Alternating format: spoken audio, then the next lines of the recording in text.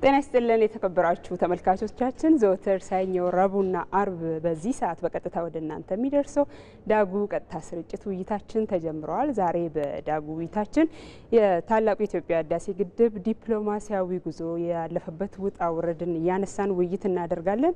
እንግዲህ ኢትዮጵያውያን ለታላቁ ህዳሴ ግድብ እሁን መሆን ከትንሽ እስከ ትልቅ በብሔር፣ በቋንቋ፣ በሃይማኖት ሳይለያዩ ላለፉት 14 ዓመታት ከፍተኛ ጥረት ሲያደርጉ እንደነበረ ይታወቃል። በእነዚህ ዓመታትም ለፕሮጀክቱ መሆን ከፍተኛ ውጣ ውረዶች የታዩበት ተግዳሮቶች እንዲሁም ስኬቶችም ጭምር የተመዘገቡበት ፕሮጀክት ነው፣ ሀገራዊ ፕሮጀክት ነው። እንግዲህ በዚህ ሂደት ባለፉት 14 ዓመታት በተለይ በዲፕሎማሲው ዘርፍ ምን አይነት ውጣ ውረዶች ነበሩ? ምን ተግዳሮት ነበር? ተግዳሮቶችን እንዴት ተሻገር ናቸው? በዘርፉ የተገኙ ስኬቶችስ በተለይ በቀጣይ ሌሎች ህዳሴ ግድቦችን የሚመስሉ ብሔራዊ ጥቅሞችን ለማስከበር እንዴት ልንጠቀምባቸው ይገባል ስንል ዛሬ በዳጉ ውይይታችን በሰፊው ውይይት የምናደርግ ይሆናል።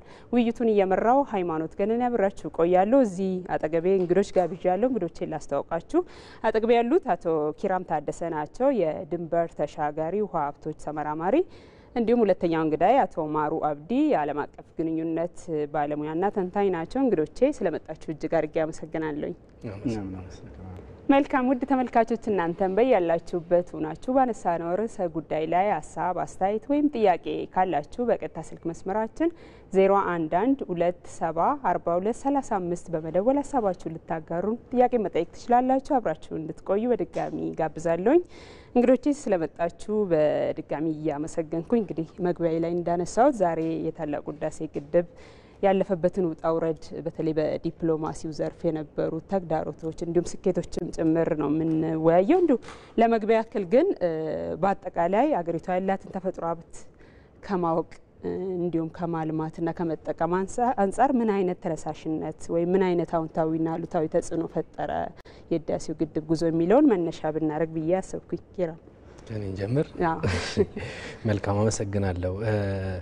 ታላቁ የኢትዮጵያ ህዳሴ ግድብ የፍላግሺፕ ፕሮጀክት ነው። ፍላግሺፕ ወይም የአርማ ፕሮጀክት ነው። ለብዙ የልማት ፕሮጀክቶች መነሳሳትን የሚፈጥር በራስ አቅም መስራት እንደሚቻል ያለ ምንም ጫና በራስ አቅም ተነሳሽነት መልማት መለወጥ እንደሚቻል ማሳያ የሆነ ትልቅ ፕሮጀክት ነው። እንደሚታወቀው የፋይናንስ ምንጩ የኢትዮጵያውያን ባለሀብቶች፣ የኢትዮጵያውያን እናቶች፣ ኢትዮጵያውያን ተማሪዎች፣ ህጻናት፣ እናቶች መቀነት ተሰብስቦ እየተሰራ ያለ ተሰርቶም እዚህ የደረሰ ፍላግሺፕ ፕሮጀክት ነው። ከዚህ አንጻር እንግዲህ ሀገራት በራሳቸው አቅም መስራት መለወጥ እንደሚችሉ ልማቶቻቸውን ማሳለጥ እንደሚችሉ ትልቅ ማሳያ የሚሆን ነው። ለኢትዮጵያም ቀጣይ ፕሮጀክቶች በዋነኝነት ትልቅ ትምህርትና ተነሳሽነት ሊሰጥ የሚችል የልማት ፕሮጀክት ነው። ኢንፍራስትራክቸር ነው፣ መሰረተ ልማት ነው። ከዛም ባለፈ ደግሞ ጂኦፖለቲካል ዲፕሎማሲያዊ ግንኙነቶች ላይ የፈጠረው የራሱ የሆነ ባህሪ ያለውና ቀጣይ የልማት እንቅስቃሴዎች ላይ ምን መደረግ አለባቸው የሚልም ትልቅ ትምህርት ሰጥቶ እዚህ የደረሰ ፕሮጀክት ነው። በአይነቱ በባህሪው አዲስም ስለሆነ ኢትዮጵያ በሂደቱ እየተማረችበትም የመጣችበት ነው። በራሷ ባለሙያዎች እርግጥ ነው የውጭ ኮንትራክት የወሰዱ ተቋራጮች ቢኖሩም የራሷ ባለሙያዎችን በዛ ውስጥ እያፈራች የተማረችበት የመጣችበት ፕሮጀክት ስለሆነ ተነሳሽነትም ፈጥሯል። የሀገራዊ አንድነትም ምልክትም ነው። የጋራ ትርክትንም ማቀንቀኛ ማስተላለፊያ ፕሮጀክት ነው። ከዚህ አንጻር ማየት እንችላለን። መልካም አቶ ማሩስ፣ በተለይ ያው ህዳሴ ግድብ እንግዲህ ለዘመናት የአባይ ወንዝ ጉዳይ ስነ ቃሎች ብዙ ነገሮች ሲነገሩለት እንደነበረ ይታወቃል። ፕሮጀክቱ ግንባታ ከተጀመረ በኋላ ግን ብዙ አይነት መነሳሳቶች፣ ህዝባዊ ተሳትፎዎች፣ ንቅናቄዎች ተፈጥሯልና አገሪቷ ያላትን የተፈጥሮ ሀብት ከመጠቀም አንጻር ምን አይነት በጎ አስተዋጽኦ ነው ያሳደረው? አንድ በዚህ ክሁነት ውስጥ የመጣ ግኝት አለ። እኛ የምናውቀው ሉዓላዊነት ዳር ድንበር መጠበቅን በደንብ ማለት ሁላችንም በጋራ በደንብ ሼር አድርገን የምናውቀው አለመደፈርን፣ አለመገዛትን ነበረ። ባይ ዲፎልት ግን የተፈጥሮ ሀብቶቻችንን አለመጠቀምን አላነሳንም ነበረ። ሉዓላዊነት ከረንትሊ ኮምፕሬንሲቭ ሆኗል። በጋራ በጣም በርካታ ነገሮች የተካተቱበትና የተለዋወጠ ዓለም ውስጥ የተለዋወጠ ነገር ነበረ። የህዳሴው ግድብ የራሳችንን የተፈጥሮ ሀብት ሳንጠቀም እንደተጠቀምን ቆጥረን የነበርንበትን ምዕራፍ ሽፍትን ያደረገው በህግና በአሰራር ተከልክለን ነበረ። በዓለም አቀፍ ግንኙነታችን ውስጥ የራሳችንን የተፈጥሮ ሀብት መጠቀም የምንችልበትን አግባብ ለመለመን የሄድንበት ርቀት መንቃታችንን ነው የሚያሳየው። ሰው ምንድነው ያመጣው? የግል እይታዬ ነው። ኢቭን ምንድነው ያመጣው የህዳሴ ግድብ በጎ ተጽዕኖ? የሉዓላዊነት ጉዳይ ገና እየሰራን የምንሰራው ስራ መሆኑን ለኢትዮጵያ ህዝብ ያሳወቀ ይመስለኛል። በርካታ የዚህን ግድብ የሚበልጡ ሀብቶች አሉን። የሰው የተፈጥሮ ሀብት አለን። ስንነካ ምን ሊሆን እንደሚችል፣ ወዴት ልንሄድ እንደምንችል፣ እነማን ናቸው ከኛ ጋር ወዳጅ የሆኑት? ቋሚ ወዳጅ ስላሌለ ግን እንዴት እንደምንሰራና እንዴት እንደምናለማ ለሰን ሰጥቶናል። እየደፈርን የመጣ ነው። አሁን ባለን ዓለም ውስጥ ያለንን ሚና የራሳችንን ተፈጥሮ የመለየት ቴንደንሲውን እንድናመጣ ረድቶናል ማለት ነው። ሙሉ በሙሉ የሉዓላዊነት ጥያቄ የሚያርፈው ሀብታም መሆን መብላት መቻልን፣ ሉዓላዊነት የምንላቸው ነገሮች ድህነት ጠላታችን እንደሆነ የጋራ እንደሆነ ብቻ በትርክት የምናውቀውን ሪል ዓለም ውስጥ ግን ማንሳት የምንችልበትን ታሪካችን የነበረውን ምዕራፍ ቀይረን ማድረግን አሳይቶናል። ጥበቃው ሁለት አይነት ነገር ይዞ መጣ። አንዱ የግንዛቤ ለውጥ አደረግን ይመስለኛል። ይሄ የዳም ፖለቲክስ አለ የትም ዓለም። የኢትዮጵያ ሕዝብ ግን የሉዓላዊነቱን ምዕራፍ ጨምሮበታል። ዳር ድንበሩንም መጠበቅ ከዛ በኋላ ደግሞ ድህነቱንም ማስወገድ የሉዓላዊነት ኢሹ እንደሆነ ሁሉም እንዲገነዘብ ያስቻለ ይመስለኛል። ቀጣይ መንገድ ግን ሮድማፕ አድርጎ አልፏል ብዬ አምናለሁ። መልካም ኪራም፣ እንደው ዲፕሎማሲ ወይም ዲፕሎማሲያዊ ግንኙነት የሚለውን እሳቤ ራሱ በራሱ ስናየው በእንደዚህ አይነት እንደ አባይ ባሉ ድንበር ተሻጋሪ የሆኑ ሀብቶች ላይ ምን አይነት መልክ ነው የሚኖረው?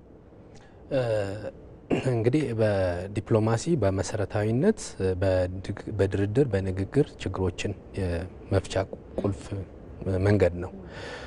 ሀገራት ግጭቶች ይኖራሉ።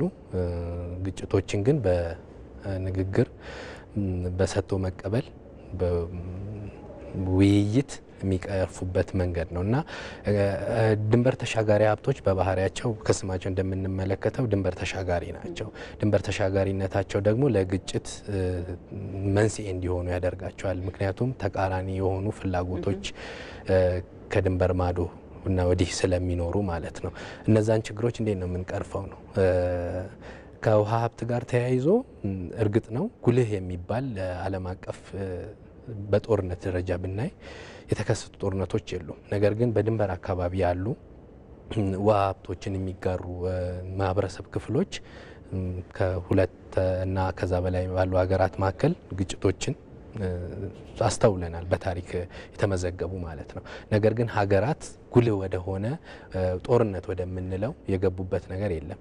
ከኛ ቀጠና አንጻር ግን ስናየው ለምሳሌ የናይል ወንዝ ተፋሰስ ጋር ብዙ ፍላጎቶች ያሉበት፣ ብዙ ልዩነቶች ያሉበት እና ብዙ ውጥረቶች እና የቀጠናውም የጂኦፖለቲካል ሁኔታም ሌሎቹ ስብስብ ፍራጃይል የሚባል ቀጠናም ስለሆነ እነዚህ ተደማምረው የአባይን ውሃ ፖለቲካ ውስብስብ እንዲሆን ድንበር ተሻጋሪነቱን አጨቃጫቂ አከራካሪ እንዲሆን አድርጎታል።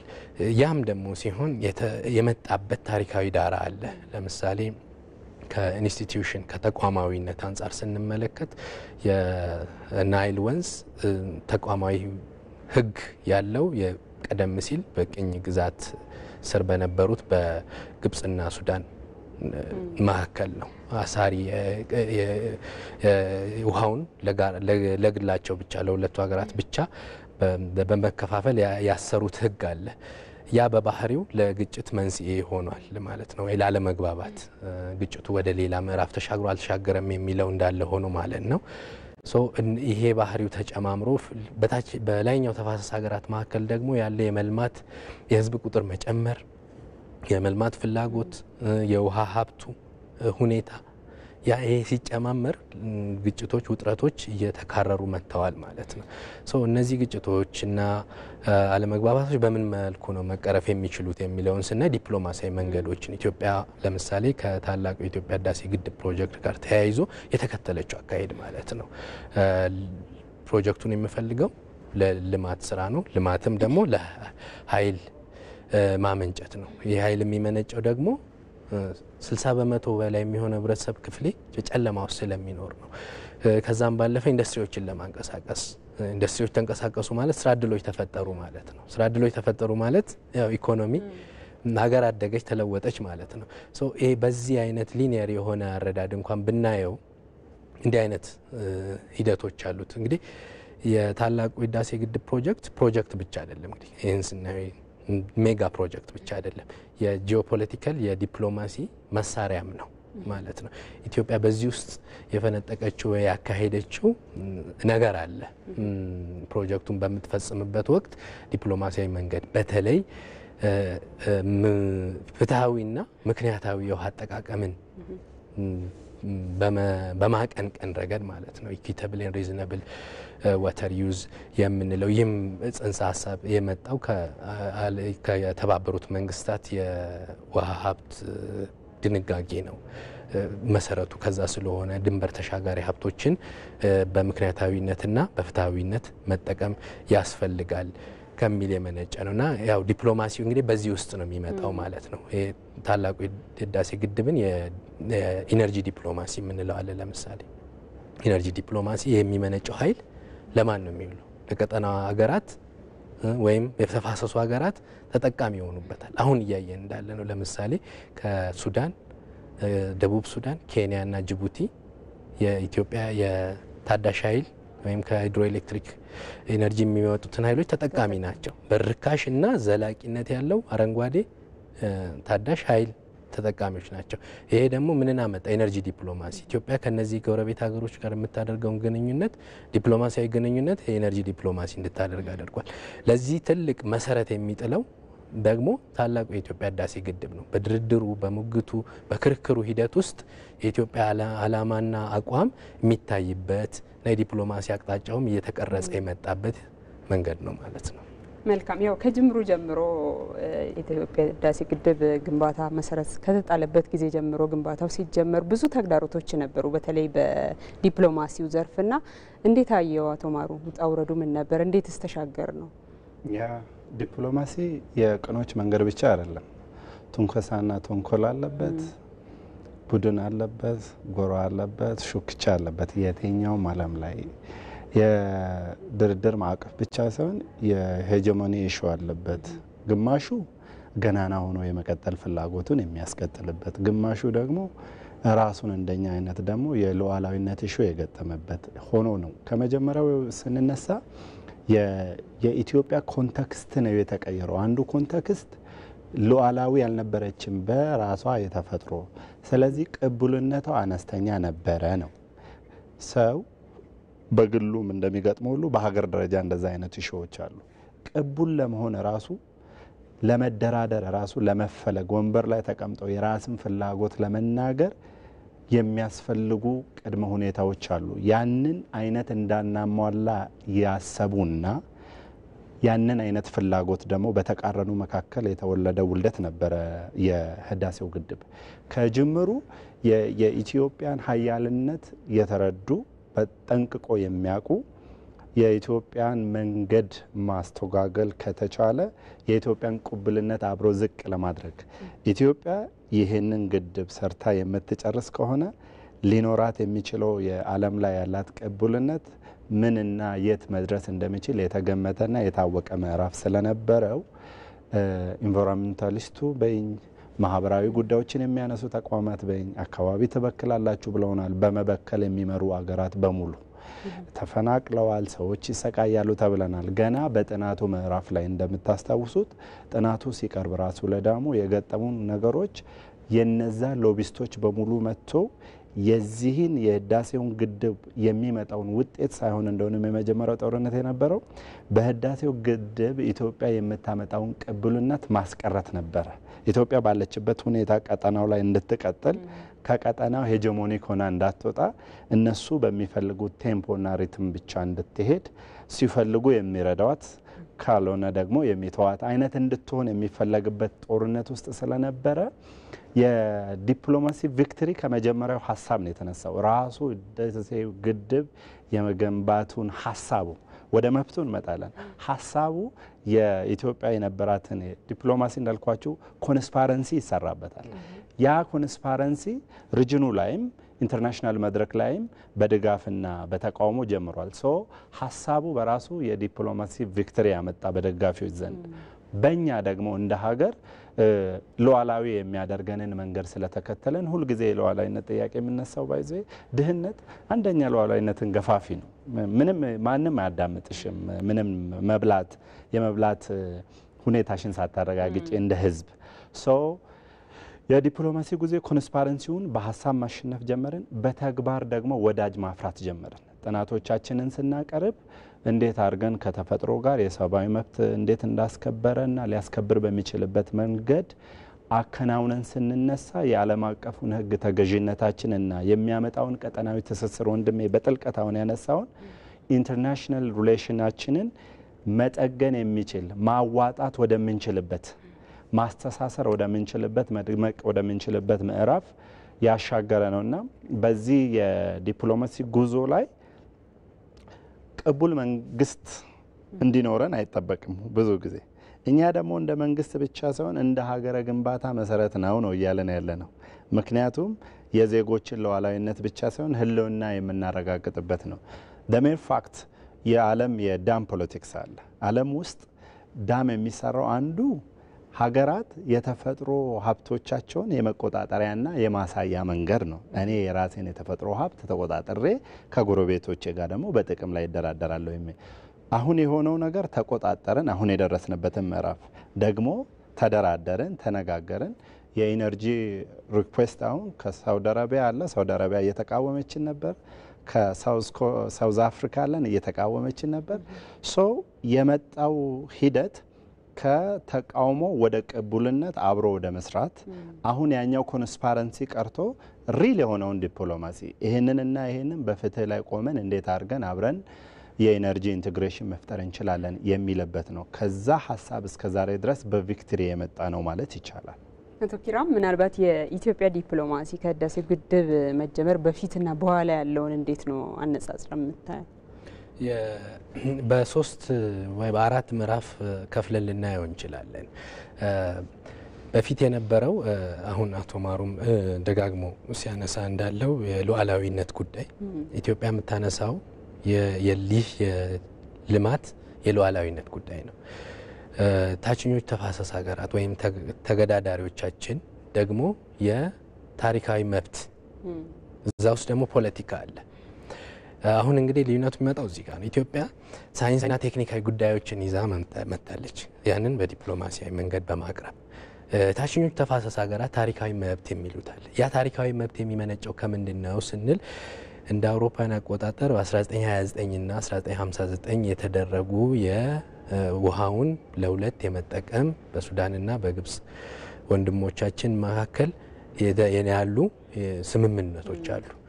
እነዛ ሂደቶች አሉ። እነዛ እስከምን ድረስ መጡ? እስከ 2010 የኢንቴቤ ስምምነት ወይም ደግሞ የኮኦፐሬቲቭ ፍሬምወርክ አግሪመንት ስምምነት ድረስ የሚያመጡን ሂደቶች አሉ። ከዛ በኋላ ያለው ድርድሮች አሉ። ኢትዮጵያ ፍላጎቶቿን እያሳየች መጣለች። ያው የኢንቴቤ ስምምነት ወይም የናይል ቤዚን ኢኒሺዬቲቭ ሲቋቋም ኢትዮጵያ በአባይ ላይ ልማትን የመስራት ግድብን የመስራት ፍላጎት ማሳየት ጀምራለች። ከዛ በኋላ የምንመጣው እንግዲህ ያው የህዳሴው ግድብ መሰረት ድንጋይ መጣል ነው በ2003 ከዛ በኋላ ያው ያለው የሱዳን ላይ የተፈረመው ህዳሴ ግድብን አስመልክቶ የተፈረመው ዲክላሬሽን ኦፍ ፕሪንሲፕል ወይም የመርሆች ስምምነት በሶስቱ ሀገሮች በኢትዮጵያ በግብጽና በሱዳን መካከል የተፈረሙ ስምምነቶች አሉ። እነዚህ ስምምነት ባለ 10 አንቀጽ ሲሆን መነሻውም ቀደም ስናነሳ እንደነበረው ከዓለም አቀፍ የውሃ ሀብት አጠቃቀም ጋር ያሉ ድንጋጌዎችን የተባበሩት መንግስታት ድንጋጌዎችን መሰረት በማድረግ ነው። አቶ ማሩ ሲያነሳ እንደነበረው ሉዓላዊ ድንበር ውስጥ ያሉ ሀብቶችን መጠቀም እንደሚቻል የሚደነግጉ አንቀጾች አሉ። ነገር ግን ይህ ሲሆን ጉልህ ጉዳት በማያደርስ መልኩ ማንኛውም የልማት ፕሮጀክት ሲሰራ የራሱ የሆነ ጉዳት ይኖረዋል። ተፈጥሯዊ ነው።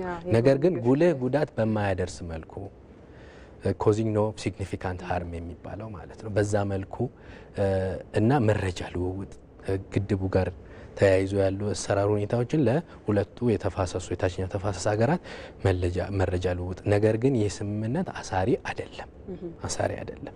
በዚህ መልኩ መጥቷል።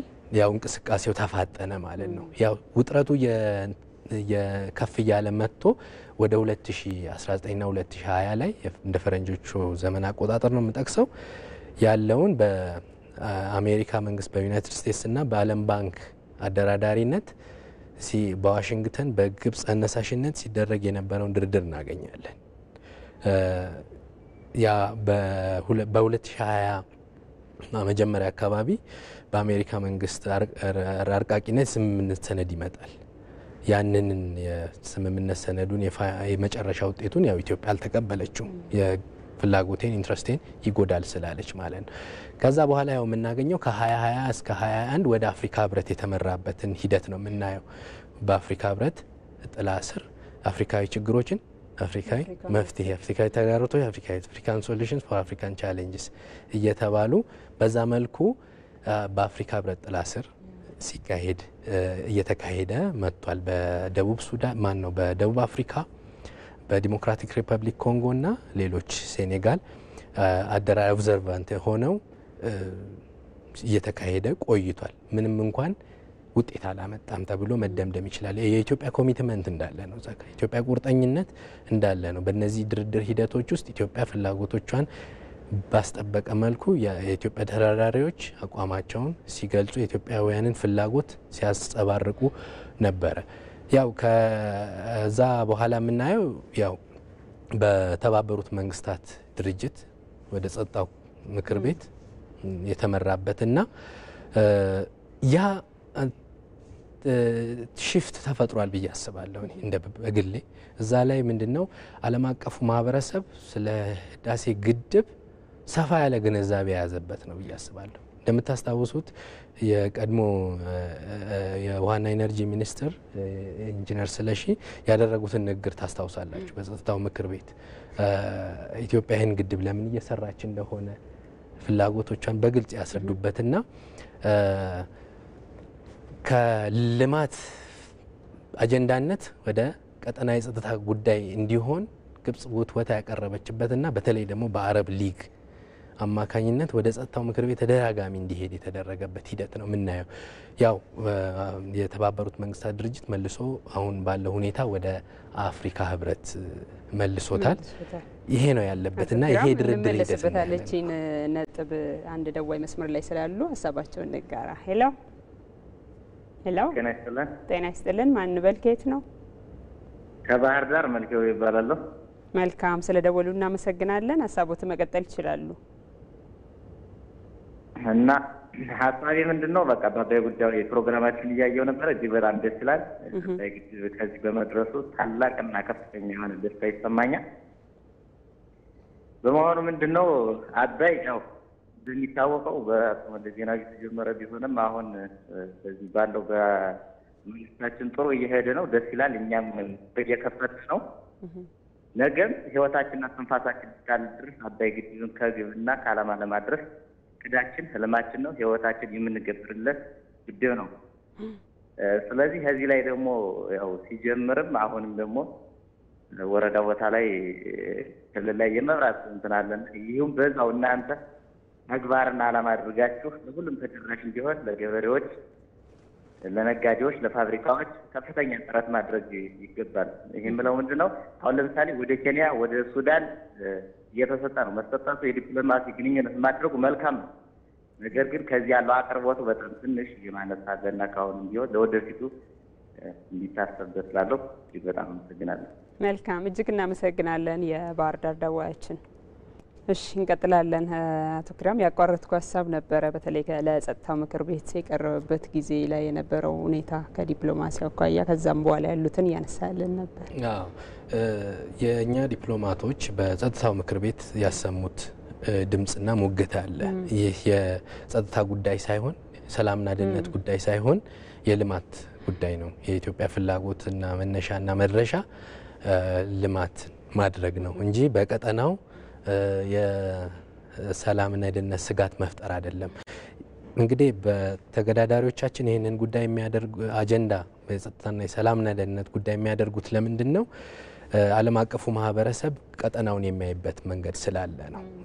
ቀጠናው የጸጥታ ስጋት ከገጠመው የስደተኞች ጉዳይ አለ። የተለያዩ ጥናቶችንም ያቀርባሉ እነሱ። ለምሳሌ ግጭት ቢነሳ እዚህ አካባቢ ላይ ጦርነት ቢኖር የስደተኞች ይኖራል። ስደተኞች ደግሞ ያው ምዕራብ ሀገራትን በቀጥታም ሆነ በተዘዋዋሪ ባሉታዊ መንገድ ጫና ሊያደርጉ ይችላሉ የሚል የዓለም አቀፍ ህብረተሰቡን ስጋት ወይም የምዕራብ ኢስታብሊሽመንት የምዕራብ ሀገራት ተቋማትን ስጋት ውስጥ በመክተት ይህን የአጀንዳ የሰላምና የደህንነት ጉዳይ አድርገውታል። ያንን ነው እንግዲህ ሽፍት ማድረግ የተቻለው ማለት መቀልበስ የተቻለው የልማትና የዘላቂ የውሃ አጠቃቀምን ከማረጋገጥ አኳያ የመነጨ ነው እንጂ የሰላምና የደህንነት ችግርን ከመፍጠር አኳያ አይደለም ከሚል አንጻር ነው። ከዛ በኋላ እንግዲህ የምናየው የናይል ሪቨር ቤዚን ኮሚሽን መቋቋም ሙሉ 6 ሀገራት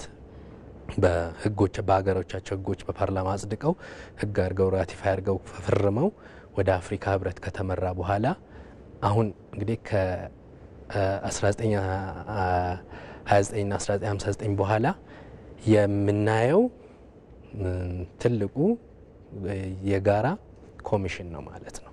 ይሄ አንድ ትልቅ ስኬት መሆን ይችላል። በዛ ሂደት ውስጥ ታላቁ የኢትዮጵያ ህዳሴ ግድብ ሚና ነበር ወይ? አዎ። ምን አይነት ሚና? በመሰል የልማት ፕሮጀክቶች ለኢነርጂ ዲፕሎማሲ፣ ለድርድር እና አላማቸው ለምን እንደሆነ በመግለጽ ተቀናቃኝ አካላት ወደ አንድ መጥተው በድርድር ችግሮቻቸውን መቅረፍ ባይችሉ እንኳን ለመግባባት ወይም የነበሩ ሚስኮንሰፕሽንስ የተስሁት የሆኑ አረዳዶችን ለመቀልበስ ትልቅ ሚና ተጫውቷል። በእነዚህ ሂደት ውስጥ ያሉ የዲጂታል ዲፕሎማሲ ጥረቶችን መዘንጋት የለብንም። ለምሳሌ በአረቡ ዓለም ያለው የነበረውን አረዳድ የውሃ ምንጭ የወንዙ ምንጭ ከየት እንደሆነ ራሱ የነበሩ ስሁት የነበሩ አረዳዶች የተቀለበሱበት ወይም ግንዛቤዎች የተፈጠሩበት ሂደት ነበር። እነዚህ ሂደቶች እንደው በፍጥነት ስለሄድንባቸው ነው እንጂ እያንዳንዱ ነገር ብናይ እነዚህ መሰል አይነት ግንዛቤ መፍጠሪያ ታችኛውን ህብረተሰብ ክፍል ለካ ይሄም አለ እንዲል ማድረግ ይችላል። ለዛ ደግሞ ማሳያ የሆኑ ነገሮች አሉ። እኛም በተጨባጭ ከግብፃውያን ከሱዳናውያን የምንሰማቸው ነገሮች ስላሉ ማለት ነው። በፖለቲካ ጫና ከሳይንሳዊና ቴክኒካዊነት ይልቅ በፖለቲካዊና የታሪካዊ ዳራን ይዞ በነበሩ ሙግቶችን ከመቀልበስ አኳያ ይሄ ዲፕሎማሲ ሂደት የነበረው ሚና ቀላል አልነበረም። ፐብሊክ ዲፕሎማሲን ህዝብ ተኮር ዲፕሎማሲን በማድረግ ረገድ የህዝብ ለህዝብ ግንኙነትን እንደምታስታውሱት የተለያዩ የፐብሊክ ዲፕሎማሲ አባላት ተቋቁመው ነበረ። ወደ ግብጽ ሄደው ወደ ካርቱም ሄደው ይህን ህዝብ ለህዝብ ግንኙነቱን ያስረዱ ነበር የኢትዮጵያን ፍላጎት እና እነዚህ መሰል ሂደቶች የነበራቸው ጉልህ ሚና ቀላል አይደለም። እውነት ነው። እንደ ሀገር በሀገር አቀፍ ደረጃ የዲፕሎማሲ አቋማችንም አቅጣጫችንም ጭምር ወደ መልካም ወደ በጎ የቀየረ ሂደት ነበረ። አቶ ማሩ ምናልባት እንደ ሀገር ግን ስናየው የነበሩት ሀገራዊ አቅጣጫዎች ምን ይመስሉ ነበር? እነዛን የዲፕሎማሲ ተግዳሮቶችን ለማሸነፍ የዲፕሎማሲው ተግዳሮት ቤት ውስጥ በነበሩ ችግሮችም በደንብ የተፋፋመ ነበረ። ይበተናሉ፣ ይጣላሉ፣ በዚህ ጉዳይ እንኳ አይስማሙም። እነዛ ውስጥ ችግር ስላለ ይህንን ችግር እንጠቀማለን። በጣም በርካታ እድሎችን ደምረው ነው ወደኛ ሲወረወር የነበረውና ቤት ውስጥ የነበረውን ኢንተርናል በጣም ኢንስታቢሊቲዎች እንደነበሩ ይታወቃል። እነዛ ኢንተርናል ኢንስታቢሊቲን እንደ ገንዘብ ነበር ለመጠቀም የመጡትና ሀገር ውስጥ ግን የነበረው ክሁነት ፈጽሞ ከዚህ የተለየ ነበረ። የምንከተለው ፌዴራል ስቴት ስትራክቸር ነው። ያው እንደሚታወቀው በዚህ ስርዓት ውስጥ የኮኦርዲኔሽን ተስፋ ህገ መንግስታችንን አይታችሁ ከሆነ ፕሪአምብሉ ላይ አንድ አይነት የኢኮኖሚክና የማህበረሰብ የመፍጠር የሚለውን ሪል ተፈጥሮ ያየሁት እኔ በህዳሴው ግድብ ነው። ልዩነቶቻችንን በሙሉ እየተወጣን አንድነታችን የተመሰከረበት ነው። ነበሩን ጠቦች ነበሩን፣ ፍላጎቶቻችን በጣም የተራራቁ ነበረ። በሀገር ውስጥ ፍላጎቶቻችን የፖለቲካ ኢሹ ነበረ።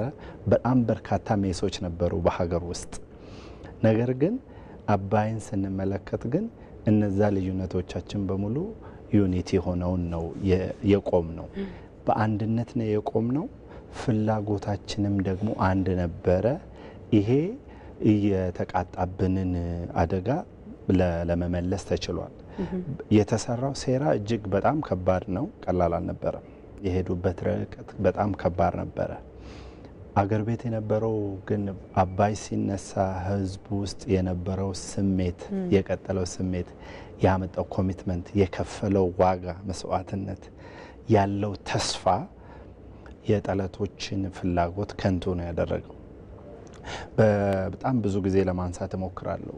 አሁን ከነበሩት ሪጅኑ ላይ የነበሩት ኢንትረስቶች በሀገር ደረጃም አይደለም፣ በእንደነዚህ ትራንስናሽናል ካምፓኒዎች ራሳቸው በርካታ ኢንትረስቶች ነበሩ። ሳቦቴጅ ይሰሩ ነበረ፣ ጣልቃ ይገቡ ነበር። ከሀገር ውጭ ተቋማት፣ ጃይንት የሆኑ ተቋማት ሆርን ኦፍ አፍሪካ ላይ ያላቸው ሚና ማስቀጠል የሁል ጊዜ ግባቸው ነበረ እና በቡድኖች ውስጥ ይገቡ ነበረ።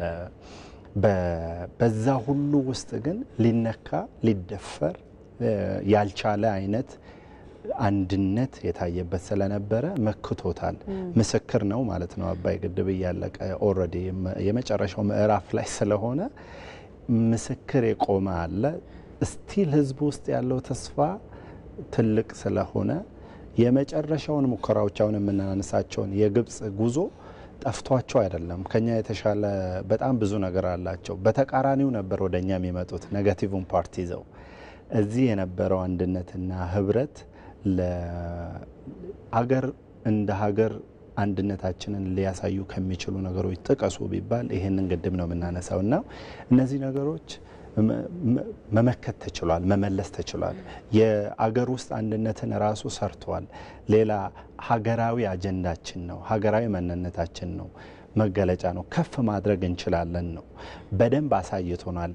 እኛንም ወክሏል፣ እኛም በሱ ተወክለናል።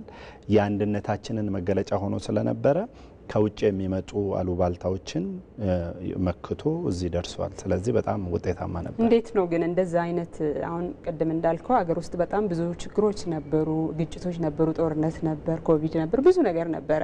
በዛው ላይ ሂደት ውስጥ ግን ልዩነቶች እንዳሉ ሆኖ ለብሔራዊ ጥቅማችን የህዳሴ ግድብ ሲነሳ ሁሉም ሰው ውስጥ ተመሳሳይ የሆነ ስሜትና አቋም ነው ያለውና እንዴት ይሄንን መፍጠር ይቻላል? እንደው ለቀጣይስ እንዴት ነው ልንጠቀምበት? ታሪካችን የዚህ መሰከር ነው። እንኳን አነሳሽ የኛን ታሪክ አይተሽ እንደሆነ እኛ ሁል ጊዜ የኛ ችግር እርስ በእርሳችን ነን እንጂ ለጠላት ሁል ጊዜ አንድ ነን። ከመጀመሪያው የኢትዮጵያን ስቴት ፎርሜሽን ካየሽ ከውጭ ለሚመጣ ነገር ሁል ጊዜ አብረን ነው የምንዋጋው፣ አብረን ነው። የጣሊያንን የአድዋን ጉዳይ ብናነሳ በአድዋ ጦርነት ላይ ራሳቸውን ችሎ ራሳቸው ገቢ ያላቸው ግብር የሚሰበስቡ በርካታ ነበሩ። ግን አድዋ ሲመጣ ጦራቸውን ሁለንተናቸውን ይዘው ነው የዘመቱት።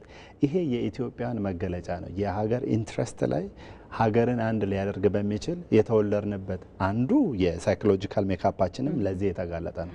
በጣም ኢንትግሬት እናደርጋለን። ጠላትን የመመከት ኢሹ ሲመጣ የውስጥ ልዩነቶቻችን ያንን ድል እስክንፈጽም ድረስ እናቆያቸዋለን፣ እንመለስባቸዋለን። ባይዘው በህዳሴው ግድብ ተመለሰንበታል።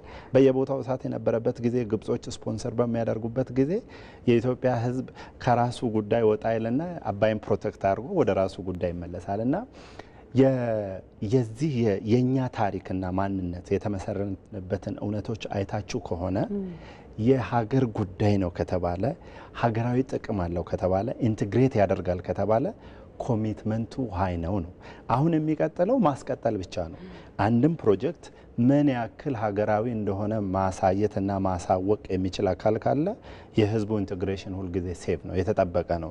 የሀገርን ሉዓላዊነት ይወክል እንደሆነ ከሚጠበቀው ያ ፕሮጀክት ምን ያክል የሀገርን አንድነት ይጠብቃል የሚለውን ዲፋይን ማድረግ ብቻ ነው የሚጠበቀው ማለት ነው። የኢንቴግሬሽኑ የመከላከሉ ጉዳይ ይሄ ህዝብ ከአባቶቹ ወርሶ ያመጣው በጣም ድንቅ ዩኒቲ ነው ማለት ነው። መልካም አቶ ኪራም ቀደም ሲል ስታነሳልን ነበር በተለይ ብዙ አይነት ድርድሮች ስምምነቶች ሲደረጉ ነበር። በዚህ ሁሉ ሂደት ውስጥ ግን ከጀርባ የምናያቸው በጣም ትላልቅ ሰዎችን ያገኘንበት ጊዜም ነበር። አገራዊ አቅጣጫው እንዳለ ሆኖ በግለሰብ ደረጃ ዲፕሎማቶች፣ ተደራዳሪዎች አቅማቸውና ቁርጠኝነታቸው እንዴት ነው የታዘብከው የሚለውን ጥያቄ ያዝልን። አንድ ደዋይ ያስቀድሜ እንመለስበታለን። ሄሎ ሄሎ፣ ጤና ይስጥልን። ጤና ይስጥልኝ። እንዴት ናቸው? አለን ይመስገን። ማን እንበል? ከየት ነው? መጀመሪያ ደረጃ አቶ ዳንደና እባላለሁ ከአምቦ። መልካም። አንቺንም አዋዮቻችንም በመጀመሪያ ደረጃ ማመስገን እፈልጋለሁ። እንግዲህ በመቀጠል ህዳሴ ስለ ህዳሴ ጉዳይ ስናነሳ ምናልባት ከ10 ዓመት በታች ካልሆነ የኢትዮጵያ አሻራ ያላሳረፈ ሰው የለም። እንግዲህ በዛው ዙሪያ ደግሞ ብዙ ቻሌንጆችም ነበሩ። እንግዲህ አሁን ይሄ ነገር ስንገነባ ብዙ ወጣ ወረዶች አሉ፣ ብዙ ተደክመዋል፣ ብዙ ተለፍተዋል። ይሄ ይታወቃል። አስታውሳለሁ ያለፈ ጠቅላይ ሚኒስትራችን አቶ መለስ ዜናዊ እኛው ግንበኛ፣ እኛው አናጺ፣ እኛው እንደጀመርን እንጨርሳለን የሚል መልዕክት ነበር ያስተላልፈው ነበርና ያው እንደተባለው እኛው እንደጀመርን ኦልሞስት እግዚአብሔር ካለ አሁን እንግዲህ ጨርሰናል ብዬ ገምታለሁ። ይሄን ካልኩ በኋላ ይሄ ግድባችን ከተጠናቀቀ በኋላ ምንድነው ጠቀሜታ የሚለው ነገር ስናነሳ እንግዲህ ኢትዮጵያ እንግዲህ አሁን ትበለጽጋለች የሚለው አንዱ በዚህ በህዳሴ ጉዳይ። ምክንያቱም አንደኛ ተጠቃሚ ብዙ ኢንዱስትሪዎች ሀገራችን ውስጥ ባለሀብቶች ገብቶ ሲያቋቁሙ በቂ ማብራት አግኝተን ማምረት እንደምንችልና ስርዓቶቻችን እንደሚቀንሱ ይሄ አንድ ግብዓት ነው። ሁለተኛ ነገር ወደ ውጭ ሽጠን ከሸጥን በኋላ ብር አግኝተን ሀገራችን የምትበለጽግበት አንዱ ምዕራፍ ነው። እንግዲህ በሁለት ነገር ነው የማየው። እንግዲህ አሁን ወደ ውጭ የምንሄደው ወደ ውጭ ወጣቶቻችን ተምሮ ስርዓት ወደ ውጭ የሚሄደው ከአሁን በኋላ ምናልባት ከውጭ ራሱ ወደ ኢትዮጵያ የሚመጣበት ታይም ይመጣል ብዬ ገምታለሁ፣ በዚህ ግድብ ማለት ነው። ስለዚህ በጣም ደስ የሚል ነገር ነው። አሁን ይሄ ግድባችን እንግዲህ ምንድን ነው 100% ካለቀ ከተጠናቀቀ በኋላ ኢትዮጵያ የት ነች፣ እንዴት ነው የምትበለጽገው የሚለው ነገር እንግዲህ መልሱን ለእናንተ ተዋለሁ። አሁን እንግዲህ ይሄን ካልኩ በኋላ ምንድነው እዚህ ግድብ ላይ ጥንቃቄ ያስፈልገናል። ብዙ ጠላቶቻችን አሉ፣ ከውጭ የሚያንጃብቡ አሉ። አሁን ከአቅማቸው በላይ ሆኖ ነው እንጂ ጤና ሊሰጡን አይችሉም። አሁንም እየታመሙ ነው። በአንድ በኩል መልካቸውን እየተደበቁ መልክ እያቃየረ ኢትዮጵያ ላይ የሚጭሩት ጦርነት እኮ በዚህ ጉዳይ ነው አንደኛ። ስለዚህ አሁን እንግዲህ ይሄን ግንዛቤ መጨበጥ አለብን፣ በደንብ መጠበቅ አለብን፣ በደንብ ጠንክሬን መዘጋጀት አለብን በዚህ ህዳሴ ዙሪያ ማለት ነው። እና እንግዲህ እግዚአብሔር ይመስገን ካለቀ በኋላ ኢትዮጵያ ትበለጽጋለች፣ ታድጋለች። ይሄን ህዳሴ ደግሞ እንዳይን ብሎናችን መጠበቅ አለብን፣ መጠንቀቅ አለብን። ጥንቃቄ ያስፈልገናል። እንቁላል ከእጃችን ላይ ከወደቀ ይሰበራል። ስለዚህ አሁን እንደዚህ እንደ እንቁላል ነው ማንከባከብ አለብን የሚል አስተያየት ለመስጠት ነው። በጣም አመሰግናለሁ። እኛም እጅግ እናመሰግናለን አቶ ደንደና ስላሳቡት። መልካም እንቀጥላለን። ኪራም በተለይ የኢትዮጵያውያን ተደራዳሪዎች አቅምና ቁርጠኝነት አንስቼል ነበረ። መልካም ወደዛ ከማለፌ በፊት የደዋያችን ያቶ ደንደናን ሀሳብ ላይ ትልቅ ነገር ነው ያነሱት። ይሄ ህዳሴ ግድብ ፕሮጀክት ከተጠናቀቀ በኋላ የሚለውን ነገር አንስተዋል። እንደምታስታውሱት የ5 ዓመት ፕሮጀክት ሆኖ ነው የተጀመረው። ባለን የኛ የቤት ውስጥ ስራ 14 ዓመት ድረስ መጥቷል። እሱ የኛ የቤት ስራ ነው። አሁን መጥቶ ደግሞ ሲጠናቀቅ ዋናው አላማችን ምንድነው? ኃይል አመንጭተን መጠቀም ነው አይደለ? የሚሸጠውን ሸጠን ለሀገር ውስጥም ደግሞ የሚሆነውን ያልነውን ይሄ በጨለማ ውስጥ የሚኖረውን የህብረተሰብ ክፍል ብርሃን ማሳየት፣ ብዙ እናቶች በጭስ የሚሉ ብዙ ሪፖርቶች አሉ አይደለ? ስለዚህ እነዛን መቀየር ነው። ያንን የምናይበት ምዕራፍ ምንድነው የሚሆነው ላሉት በጣም ወሳኙ ነው። አሁንም ትልቁ የቤት ስራችን እሱ ነው የሚሆነውና ያነሱት ሀሳብ ስለገዛኝ ነው ያን እዛ ላይ ለማንሳት ነው። እንግዲህ አንቺ ያነሳሽው ጥያቄ የሃይማኖት የህዳሴ ግድብ ድርድር ሂደት ላይ ዲፕሎማሲ ሂደት ላይ የነበሩ በተለይ ሰዎች የግለሰቦችም ሆኑ የዲፕሎማቶች ሚና እዛ ላይ ምን መነሳት ይችላል ያልሽው ይሄ የጋራ ትርክት የተፈጠረበት ልዩ ሀገራዊ ድባብ የተፈጠረበት ስለነበረ ያንን አጀንዳ ይዘው የሚንቀሳቀሱ ማንኛውም የግል ተነሳሽነትም ያላቸው በመንግስት ውክልናም ያላቸው ዲፕሎማቶች ጫናው ዘርፈ ብዙ ነው ብዬ አስባለሁ። በታሪክም ተጠያቂ ከመሆን አንጻር ይህን አጀንዳ ሲያቀነቅኑ በታሪክ ውስጥ ምን አይነት ስም ይኖራቸዋል የሚለውን በአእምሯቸው ይዘው ነው የሚል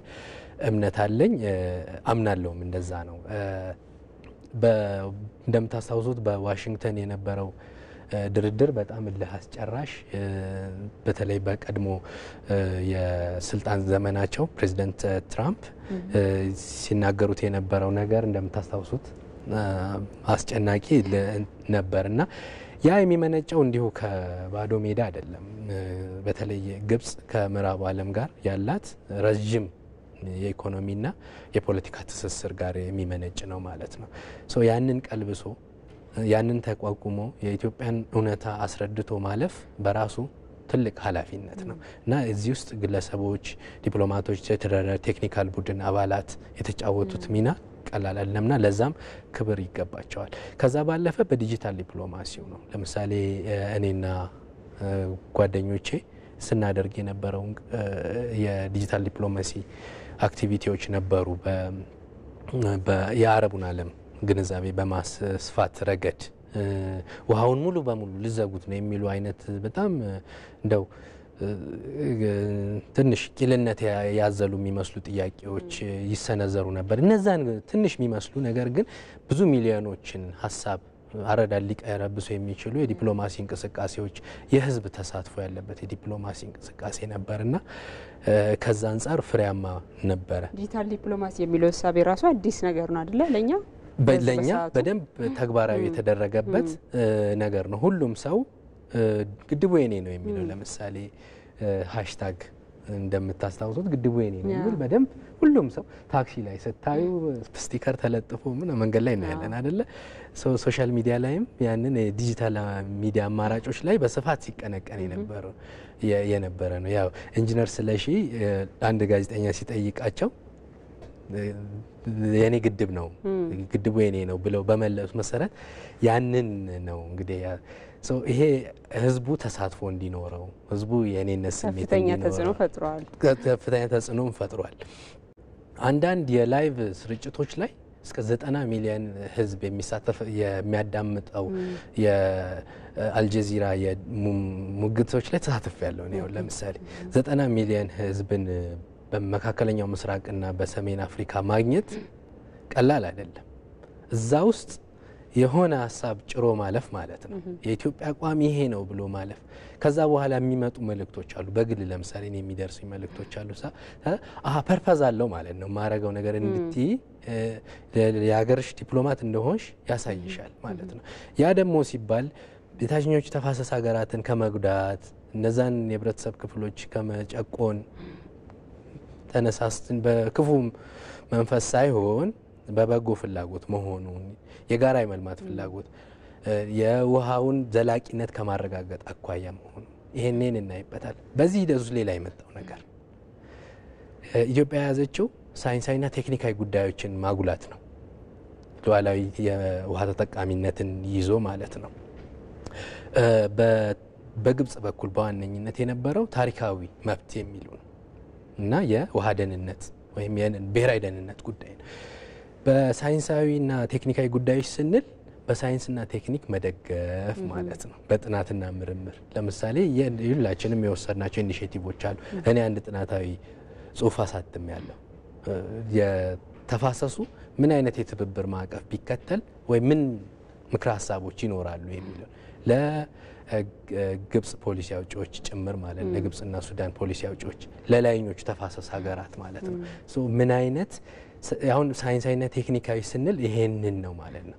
ከዛ ከአላስፈላጊ ስሁት ከሆኑ ፖለቲካዊ እና ታሪካዊ ጫናዎች እንወጣለን ማለት ነው። በዚህ ሂደት ውስጥ የዲፕሎማሲ ሂደቱ የህዝቦች ተሳትፎ የህዝብ ተሳትፎ የግለሰቦች ተሳትፎ ያመጣው ውጤት ነው ብዬ አስባለሁ።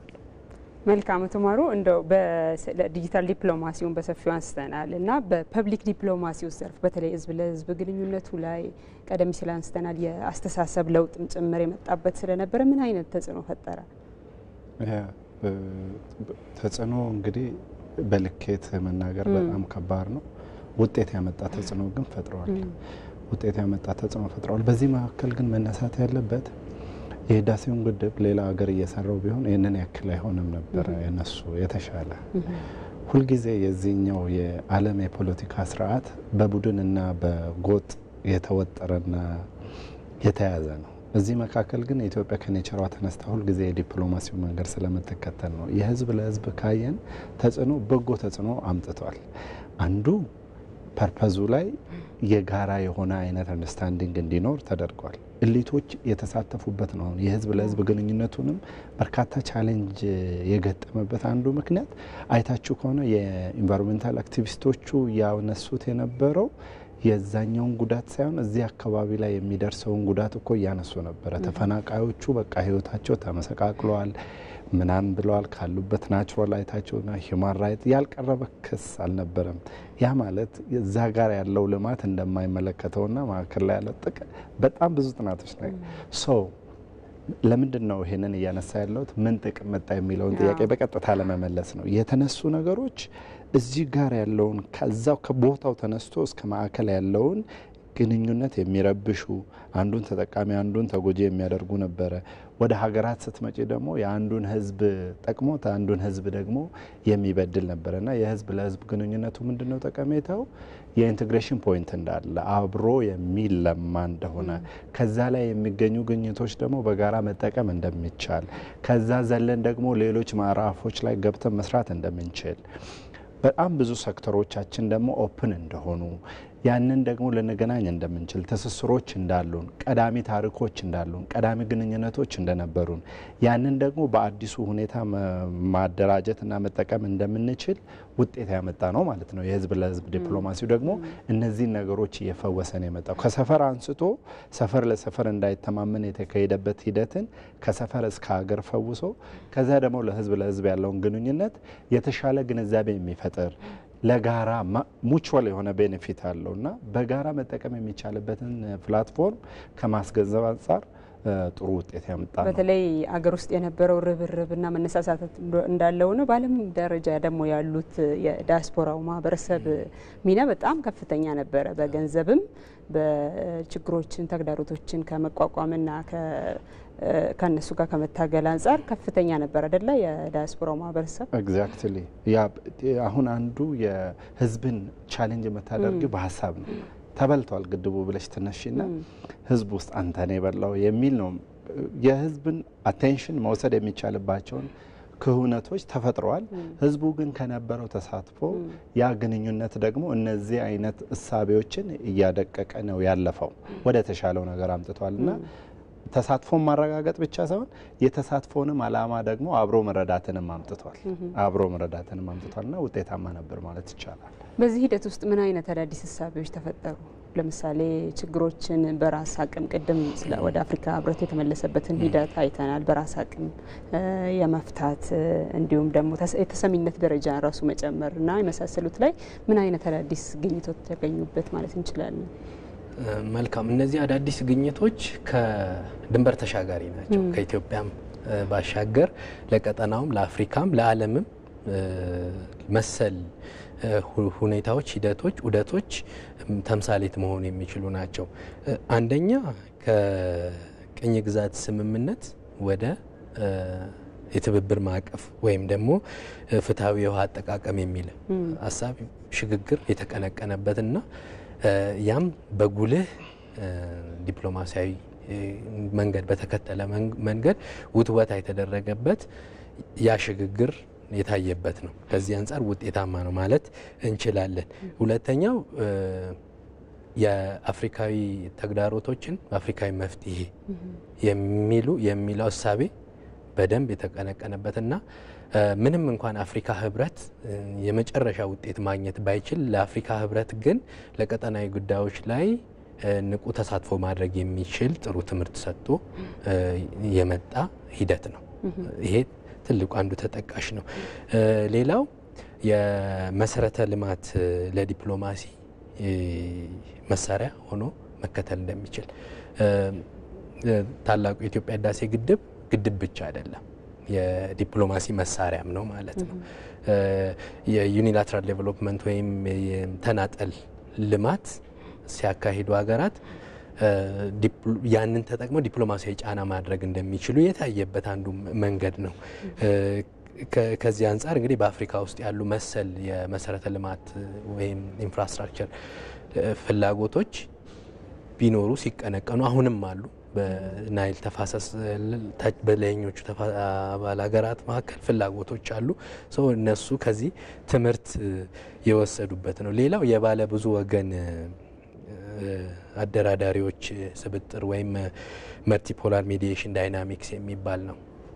በቅድም ስንጠቅሰው የድርድር ሂደቱ በዋሽንግተን የነበረውን ለምሳሌ ስንመለከት ከዛ ወደ አፍሪካ ህብረት፣ አውሮፓ ህብረት በታዛቢነት ሲመለከተው የነበረው እና የተባበሩት መንግስታት ድርጅት እና የዚህ ዳይናሚክስ ውስጥ ሀገራት ፍላጎቶቻቸውን በሚመጥናቸው ፍላጎታቸው መደመጥ በሚችልበት ቦታ ሁሉ ማስደመጥ የሚችሉበት እድል ቀዳዳ የታየበት ነው ማለት ነው። ስለዚህ ባለብዙ ወገን አደራዳሪዎች ስብጥር አንዱ የተገኘ ነው። ሌላው ደግሞ በልማት ውስጥ ለዘብተኛ ኃይል መጠቀም ወይም ሶፍት ፓወር። ኢትዮጵያ በኃይል አይደለም ይህን ጉዳይ የምትገልጸው። ልማቱን ፕሮጀክቱን እየሰራው ያለሁት ይህን ችግሮችን ለመቅረፍ ነው፣ ከድህነት ለመውጣት ነው፣ አረንጓዴ ኢነርጂን ለማስተዋወቅ ነው፣ ዘላቂ ልማትን ለማስተዋወቅ ነው፣ በኢነርጂ ዲፕሎማሲ ለእናንተ ኢነርጂ ለመሸጥ ነው የሚሉ ሶፍት ፓወሮችን፣ ትርክቶችን ቴክኒካዊ ጉዳዮች ላይ ራሱ ጫና ውስጥ በሚገቡበት ወቅት ተደራዳሪዎቻችን እነዚህን መሰል ለስላሳ የዲፕሎማሲ ታክቲኮችን ይጠቀማሉ። ይሄም አንዱ የተገኘ ትምህርት ነው፣ ውጤት ነው ማለት ነው። ሌላ የመረጃ ልውውጥ እና የሚዲያ ሚና ነው። እዛ ውስጥ ያየንበት ለምሳሌ አሁን ቀደም ሲል ያነሳ ነው የህዝብ ተሳትፎ ያለበት የዲፕሎማሲ ዲጂታል ዲፕሎማሲ እንቅስቃሴ በጉልህ የታየበት ነው። ስለዚህ ሌሎች ሀገራትም ልማትን መሰል ልማቶቻቸውን በሉዓላዊ ክልል ሀገራቸው ላይ በሚያከናውኑበት ወቅት መሰል ትምህርቶችን ሊያደርጉ ይችላሉ። አስቀድመው ሎቢ ሊያደርጉ ይችላሉ፣ ውትወታ ሊያደርጉ ይችላሉ፣ ዲፕሎማሲ ቅስቀሳ ሊያደርጉ ይችላሉ። እነዚህ መሰል ትምህርቶች ተገኝተዋል። ቅንጅቱ ግን ምን ይመስል ነበር? አሁን ዲጂታል ዲፕሎማሲ፣ ፐብሊክ ዲፕሎማሲ የምንላቸውን የነበሩትን ተሳትፎና እንቅስቃሴ ስናይ ብዙ አይነት ግሩፖች ናቸው እዛ ውስጥ የሚንቀሳቀሱትና መናበቡ ቅንጅቱ ምን ይመስል ነበር? ልዩ የሚያደርገው ይሄ ነው። ከፕሮጀክቱም ባህሪ የመነጨ ይመስለኛል። የጋራ ሀገራዊ ትርክት የተፈጠረበት ፕሮጀክት ስለሆነ ማዕከላዊነት የተከተለ የመረጃ ምንጭ የለም። ለምሳሌ ማዕከላዊ የመረጃ ምንጭ የለም። ግን ያሉትን ከድርድር ሂደቱ ጋር ያሉትን የመረጃዎች፣ ሀሳቦች፣ አስተሳሰቦች በአርበኝነት ነው። በዲያስፖራም ያሉ በሀገር ውስጥም ያሉ ኢትዮጵያውያን በአርበኝነት ስሜት፣ በእኔነት ስሜት የኔ ነው የኔ ሀብት ነው እኔም ሳረግ ደግሞ ምክንያት አለኝ በሚል በግል ተነሳሽነት ነው አብዛኞቻችን ስናደርግ የነበረው። የግል የተነሳሽነት በመነጨ ነው። ያ ልዩ ያደርገዋል። ያ የሚመነጨው ግን ስቲል ከታሪካዊ ዳራውና አቶ ማሩ እንዳለው ትላንት የነበረው ውስጣችን ያለው የብሔራዊ ጥቅም ጉዳይ ነው ይህንን ውጤት ያስገኘው ማለት እንችላለን። አቶ ማሩ አስተሳሰብና አመለካከት ላይስ ምንድን ነው ያመጣው አዲስ እሳቤ ወይም ከውጭም ከውስጥም ሌሎች ስለ ኢትዮጵያ ያላቸውን አመለካከት ቀይረዋል ማለት እንችላለን? በሚገባ ነው። አንደኛ የቀየረው እኛን ነው። ስለ ሌሎች እንመጣለን። እኛን እንዴት ቀየረን? የመሸነፍ ሁልጊዜ በዛው መሸነፍ አይደለም። እስከዛሬ ገንዘብ አሳጥተውናል። በዚህ ፕሮጀክት የምታውቁት ነው። ራስን መሆን፣ ራስን መቻል፣ በራስ ደግሞ መተማመን ራሳችን ውስጥ የማሸነፍን አስተሳሰብ አምጥቷል። በሀገራዊ ጉዳዮቻችን በተለይ እነዚህ ሜጋ ፕሮጀክቶች ላይ የቀየረው ሀሳብ አባይ እኛን ነው ያሸነፈው፣ ኢትዮጵያኖችን አሸንፏል። የትኛውን ሀሳባችንን ነው ያሸነፈው? ተጣጥፎ መቀመጥን፣ ከውጭ ተስፋ ማድረግን፣ ሁሉንም ነገር በእርዳታና በእገዛ ብቻ መስራትን፣ መተማመንን፣ ከአጋሮቻችን ምንም ካላገኘን ምንም ልንሰራ አንችልም፣ ደሃንን በቃ ታሪካችን ይሄ ነው ብለን ያለውን ሀሳባችንን አሸንፎታል። በምንድን ነው ያሸነፈው? እንሰራለን ብለን ስንነሳ ያለ ምንም እነዛ የዲፕሎማሲ ተግዳሮቶች ውጤት አምጥተው እኮ ገንዘብ አሳጥተውናል። ገንዘብ ማሳጣት አይደለም ብዙ ጊዜ እንድናቆም ምክንያት ሆነዋል። እና በጣም ጥሩ የአመለካከት ያመጣው ለውጦት ያመጣው ነገር የኢትዮጵያ አቅም ትልቅ እንደሆነ አይተናል። የኢንቴግሬሽን ጉዳይ ከተነሳ ግን ኢትዮጵያ ለዓለም የምታመጣው ገና ብዙ ነገር እንዳለ ተስፋ እናደርጋለን። እሱን አምጥተዋል። አሁን እኛ የበዛብን የቤት ስራዎቻችን ትኩረቶቻችንን ስለሳበው ነው እንጂ የኢትዮጵያ ሕዝብ ቢደመር ሊያመጣው የሚችለውን የራሱን ተፈጥሮ ይሄ የሌላውን ትተን አሁን ለምሳሌ ይህን አያይዘን በምግብ ራስን መቻል ብናነሳ ሀገራዊ ኢሹ ነው። በምግብ ራስን ለመቻል የቻይናም የአሜሪካም የአረብም የማንም እርዳታ አያስፈልገንም። በምግብ ራሳችንን መቻል እንችላለን። ዳስ ኢት እንችላለን። መቻልን ነው ያመጣው ማለት ነው። እዚህ ሀገር ውስጥ በተለያዩ መሰናክሎች ውስጥ ቢገባም በአመለካከት ደረጃ ሀገሪቷ በተፈጥሮ የተሰጣትን ጸጋ አጉልቶ አሳይቷል። ዓለምም ስለኛ ያለውን ሀሳብ ደግሞ አልፎ ቀይሯል ማለት ነው። ዓለም የኢትዮጵያ መጻኢ እድል ከህዝብ ቁጥሩና ከልማት ፍላጎቱ ከኤነርጂ ጋር ሲደመር ምናልባት አይታችሁ ከሆነ ከግድቡ መጠናቀቅ ወዲህ ባለፉት 3 ዓመታት ውስጥ ፕሪዲክት አባውታስ ኢትዮጵያ በቀጣይ ምናምን ይሄን ደረጃ ትይዛለች እየተባለ እኛ ምንም ሳንል እነሱ ብዙ እያሉ ነው የሚሉት። ህዝቡን፣ ኢነርጂውን፣ አንድነቱን እየቀመሩ ነው። ሌላ የተለየ ኒኩለር ሳይንስ አይደለም የሚጠቀሙት። ሶ እኛን ቀይሮናል። ዓለምም ስለኛ ያለውን ቀይሯል። ቀጣይ ይሄ ህዝብ ሊሰራ የሚችለውን ታምር ወዳጆቻችን ቀድሞ እዚህ የተደራጁብን እኮ ነው፣ እየተጨናነቅን እኮ ነው። በምን ብትይኝ ምንድነው አብረን መስራት የምንችለው የሚል ጥያቄ በደንብ ነው ያለው። መስራት የምንችልባቸውን ኤሪያዎች በር እንድንከፍት እየተጠየቅን ነው። ያ ማለት ተፈላጊነታችንን ብቻ ሳይሆን አቅማችንን ደግሞ ለዓለም ሽጦልናል። መጨከን ብቻ ሳይሆን ችሎታውም ጭምር አቅሙም ጭምር እንዳለ አምጥቷል። ሶ አይቻልም የሚባል ነገር አለመኖሩን አምጥቷል። ሌላ ደግሞ በሀገራዊ ጉዳይ የተለያየን አንድ አይነቶች እንደሆነን ልዩነቶቻችን በሙሉ ለሀገራዊ ጉዳይ ምንም እንዳይደሉ ለሌላ ጉዳይ አስተምሮናል። የየትኛውም ኢትዮጵያዊ ብትጠይቂው የተለየ የፖለቲካ አስተሳሰብ ሊኖረው ይችላል። ፍላጎቱ ልዩ ሊሆን ይችላል። የኢትዮጵያንን ኢንትረስት በተመለከተ ግን ምን እንደሆነ ክልሰን ሆኗል። ውስጡም አለ ማለት ነው። የነበረ ነው አድምቆ ተስፋ ሰጥቶ ለዘመናት ደግሞ አሻግሯል ነው። በሁሉም ሴክተር የራሱን አሻራ አሳልፏል። አሁን በዚህ ምንለው አይነት ሰዓት ባለን ገደብ ውስጥ ለማውራት ከፈለግን በማህበረሰቡም ውስጥ የሚያመጣው ለውጥ አለ፣ በአካባቢ ውስጥ የሚያመጣው ለውጥ አለ። ያ እዛ ያለው ኤነርጂ በኢኮኖሚ ውስጥ የሚያመጣው ለውጥ አለ። የኢንቴግሬሽን ነው።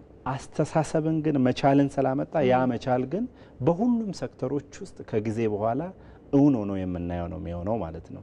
ራስን መቻል እንድንችል አስችሎናል። ሌላው ግን ዲፕሎማሲን በተመለከተ ኢትዮጵያ በታሪኳ ውስጥ አይታችሁ ከሆነ ባይዘው ወራ አታውቅም። ወራ ማለት ሀሳብን ነው፣ ቴሪተሪን ብቻ አይደለም። የየትኛውንም ሀገር ሀሳብ አትወርፍም፣ አትወርም።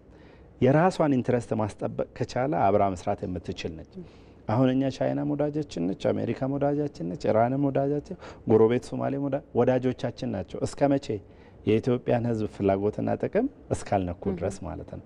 የራሳቸውን ሀሳብ ማራመድ ይችላሉ። አዎ በራሳቸው ሀገር ሶ በዲፕሎማሲው አስተሳሰብ ውስጥ ያመጣው የነበረውን ተሻግሮ የመጣውን የኢትዮጵያን ጥቅም የማስጠበቅ ዲፕሎማሲ አጠናክሮ አስቀጥሎታል። ማንም ቢነሳ ማንም ቢመጣ የኢትዮጵያ ዲፕሎማሲ ታሪኩ ጎልቶ እንዲወጣ አስችሏል ማለት። በሀሳብ ዓለም ውስጥ የዜጎች ጥቅም እንዴት ይጠቀማል የሚለውን ሳቦቴጅ ያጠፋ ሆኖ ለውጦ አምጥቷል። ቀጠናውን ግን ተስፋ ሞልቶበታል ማለት። ቀጠናው ተስፋ አድርጓል። የአፍሪካን ሀሳብ ለውጧል። ህዳሴ ግድብ ሲወራ ሰምታችሁ ከሆነ they are declaring that በራሳችን ገንዘብ መስራታችን የአፍሪካን አስተሳሰብ ነው የቀየረው። ተስፋ አድርገዋል በራሳቸው ሀገር። ከኛ በኋላ ትልቅ ሜጋ ፕሮጀክቶች መጥተዋል እና ጋና ይዘው ብቅ ብለዋል። እያያችሁት ነው። እነ ቡርኪና ፋሶ አሁን ያመጡት ታውት ሰሞኑን አንስተው ለምሳሌ የሚጠቀሙት ነገር ለምንድን ነው የኛን ከሁነቱ ላትተን ወደ አፍሪካ ዩኒፊኬሽን ልናመጣቸው ነው ማለት ነው። ለአፍሪካኖች የቤንችማርክ ሆኗል። የነጻነት ቤንችማርክ ካለ ይሄ ደግሞ በቪክቶሪው በዲፕሎማሲውም ራስን በመሆንም የአፍሪካኖችንም አስተሳሰብ በራስ መከወንን ሰልፍ ኢንዲፔንደንት ሆኖ መስራትን ግን ዲፕሎማሲን ደግሞ አጠቃቀምን ያሳየ ያስተሳሰቡ ሪጅኑ ላይም እንደ ሀገርም በዜጎች ላይም የተለየ ከሁነት ሆኖ አልፏል ብዬ አስባለሁ። ስለዚህ ታላቁ የኢትዮጵያ ህዳሴ ግድብ እኛ ዛሬ በውይይታችን የዲፕሎማሲውን ሂደትና ጉዞ አየን እንጂ ብዙ አይነት ለውጦች፣ ብዙ አይነት እሳቤዎች፣ አመለካከቶች የተቀየሩበት ስለሆነ እነዚህን ያገኘናቸውን በጎ ገጽታዎችን፣ እሳቤዎችን፣ አዳዲስ ግኝቶችን ለሌሎች ያው ከፍተኛ የሆነ የመልማት የማደግ ፍላጎት ስላለን ለምሳሌ የባህር በር ተጠቃሚነት ጉዳይ እንደ ሀገር እንቅስቃሴ የተጀመረበት ሂደት ላይ ነው ያለነውና ለነዚህ አይነት ስራዎች እንዴት እንጠቀምባቸው?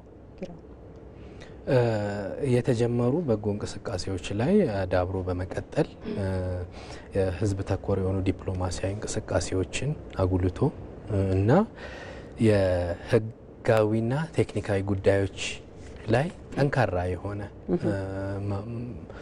ተቋማዊ ወይም መዋቅራዊ አሰራር መከተል ይሄ በጣም ወሳኝ ነው።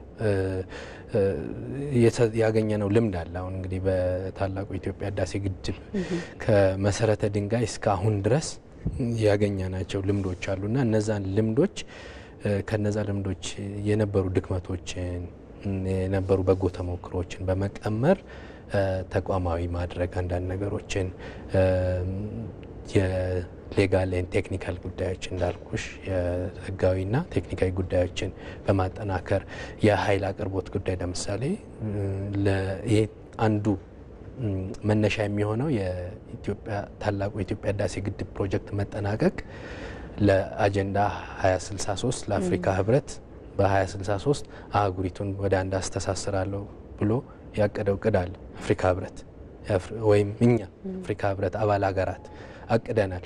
ስለዚህ ያንን ተግባራዊ ለማድረግ መንደርደሪያ ከሚሆኑ ነገሮች አንዱ የመሰረተ ልማት ትስስር፣ የኃይል አቅርቦት ትስስር ነው። ያንን ተጨባጭ ከማድረግ አኳያ ከጎረቤቶቻችን ተሻግሮ ሌሎች ፍላጎት ወዳለባቸው የተፋሰሱ ሀገራት አባል ሀገራት ጋር በመድረስ ሜን ተግባራዊ በማድረግ እና ያው የሰው ኃይል ግንባታ ወሳኝ ነገር ነው። አሁን ናይል ቤዚን ኮሚሽን መቋቋም ጋር ከአዲሱ ኮሚሽን ማለት ነው ጋር ተያይዞ አንዱ እዛ ውስጥ የሚታይ የሰው ኃይል ግንባታ ነው። ስለዚህ የሀገራቱ አቅም ግንባታ ያስፈልጋል ማለት ነው። በሂደት የተማርናቸው ነገሮች አሉ። ቀደም ሲል እንዳልኩሽ በግል ተነሳሽነት ወይም ባለንባቸው ዩኒቨርሲቲዎች የምንሰራቸው የጥናት ስራዎች ይኖራሉ። ነገር ግን ያንን ቅርጽ በማስያዝ ዘላቂነቱን እንዲያረጋግጥ ማለት ነው። መሰል የልማት ስራዎች ደግሞ ከተባበሩት መንግስታት ድርጅት የዘላቂ ልማት ግቦች ጋር የሚሰናሰሉ ናቸው። ስለዚህ ያንን ማረጋገጥ ቀጠናው የወተር ስትረስ ወይም የውሃ እጥረት ያለበት ነው። አብዛኞቹ የዓለማችን ክፍል የውሃ እጥረት የሚኖርበት ነው። ወደፊትም ይገመታል። ከተፈጥሮ ሀብት ባህሪው በመነሳት ማለት ነው ሰው። ስለዚህ ዘላቂነቱን የሰስቴናቢሊቲውን ከማረጋገጥ አኳያ የዘላቂነት ስራ መሰራት አለበት ማለት ነው። መልካም። ቀደም ሲል አንድ ደዋያችን ከአምቦ የደወሉልን አንድ ጥያቄ አንስተው ነበር። ኪራም ትንሽ ሀሳብ ሰጥቶበታል። አቶ ማሩም በዛው እንድታነሳው ነው። በተለይ የህዳሴ ግድብ ተጠናቆ ሙሉ በሙሉ መጠቀም ስንጀምር የኢትዮጵያ መጻኢ የእድገት ሁኔታ ምንድን ነው የሚሆነው? ምንድን ነው የሚታያቸው አይነት ጥያቄ አንስተው። ጥሩ ጥያቄ ነው።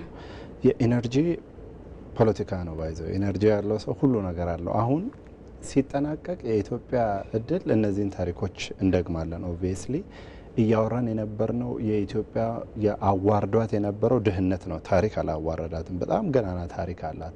ረሃብ ነው አዋርዳት የነበረውና ይሄን ብቻ ሳይሆን ከዚህ ጋር ያሉ ትልቅ ሜጋ ፕሮጀክቶች ሲያልቁ የዜጎች የህይወት ምዕራፍ አብሮ ኢኮኖሚካል ስለሆነ የሚቀየር ነው። ድህነትን የማሸነፍ መንገድ ላይ ነን።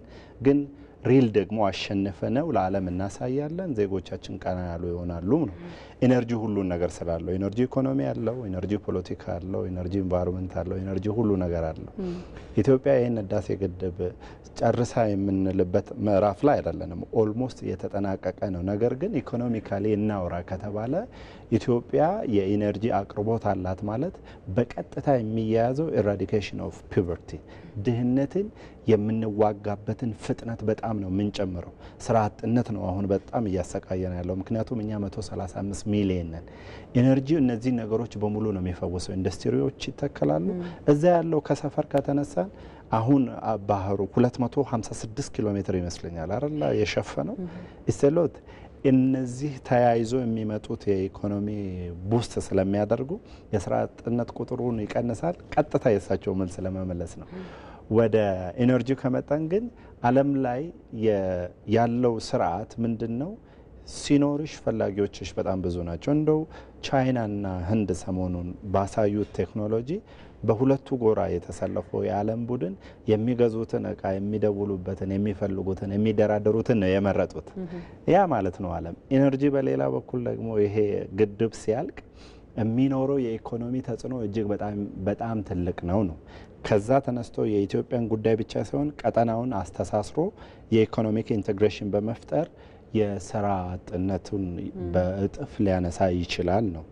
ሌላ ደግሞ በዲፕሎማሲው መስክ ኢትዮጵያ እንደ አሁኑ ብቻ ሳይሆን አሁንም እየተደመጠች ነው። የመደመጥ አቅሟን ደግሞ በእጥፍ ይጨምራል ነው። ኢትዮጵያ በሪጅኑ ላይ ሄጀሞኒክ ሆና የመቀጠል እድሏ በእጇ ነው ያለው። ደግሞ ያላትን የሰው ሀብት ከኢኮኖሚ ጋር ኢንቴግሬት ከተደረገ ሀያል መሆኗ የተረጋገጠ ነው። ምክንያቱም ዓለምን የሚቀይረው ሰው ነው። ሰው በቂ ነገር ሲያገኝ ሁሉ ነገር ሰው ውስጥ ነው ያለው። ይሄንን ያለንን የተፈጥሮና የሰው ከደመርን ያዋረደንን ድህነት የምናዋረድበት አግባብ አለ። ትንንሾቹን ነበር ያሰብነው። አባይ ግን በጣም ትልቅ ነው። አሁን የብርሃን አይደለም የሚሆነን፣ ኢነርጂው ፖለቲካ ነው የሚሆነን፣ ገንዘብ ነው የሚሆነን፣ ዲፕሎማሲ ነው የሚሆነን። በእነዚህ በጥቅል ቃል የኢትዮጵያን እድል ለመተንተን ከሰፈር እስከ ሀገር ከሀገር እስከ አህጉር የሚያስተሳስረንና የዜጎቻችን ህይወት የሚቀይር ነው የሚሆነው ማለት ነው። የማጠቃለያ ሀሳብ የምናደርገው እንግዲህ ብዙ ነገር አንስተናል። በተለይ ዲፕሎማሲውን የሚመለከቱ ዲፕሎማሲያዊ ችግሮች፣ ተግዳሮቶች ሲያጋጥሙ ደግሞ እንዴት መሻገር እንደምንችልም ህዳሴ ግድብ ውስጥ የነበረው ሂደት አሳይቶናል እና ከዚህ በኋላ በዓለም አቀፍም በአህጉሪቱም ያለው ዲፕሎማሲያዊ ግንኙነታችን ከሀገራት ጋር ያለን ግንኙነት ምን አይነት መልክ ይኖረዋል የሚለውን እንዴት አጠናክረን መቀጠል እንችላለን የሚለውን ማጠቃለያ ሀሳብ እናርክ ኪራ። እኔ የምረዳው እንግዲህ የዲፕሎማሲ የውጭ ግንኙነት ከሀገር ውስጥ ጥንካሬ ይመነጫል። ስለዚህ የሀገር ውስጥ ጥንካሬን ማስቀጠል ማረጋገጥ ትልቁ የቤት ስራ ነው። የቤት ስራው እዛ ጋ ካለቀ ሌላው ቀላል ነው ብዬ አስባለሁ።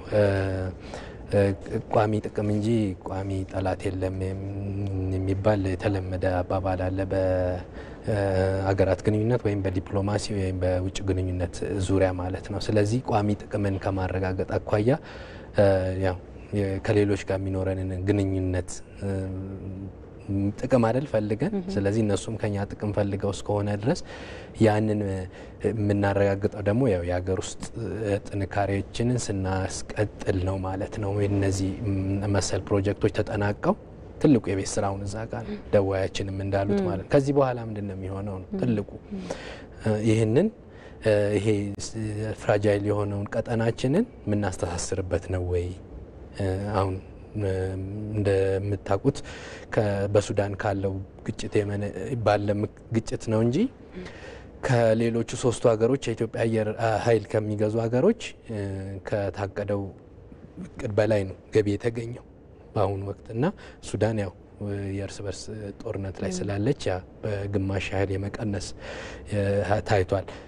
ይህንን መሰል ችግሮችን ሀገራት ከጎረቤቶቻችን ጋር ያሉን ግንኙነቶች በዚህ በመሰረተ ልማት በዚህ ከተሳሰርን የጋራ ራዕይ የጋራ መዳረሻ ይኖረናል ማለት ነው። ስለዚህ ግንኙነታችንን ከዚህ ነው ከጎረቤታችን እያን ነው የምናሰፋውና ሩቅ ከማየታችን በፊት ያው ጎረቤታችንን ማየት ስለሚገባ ማለት ነው።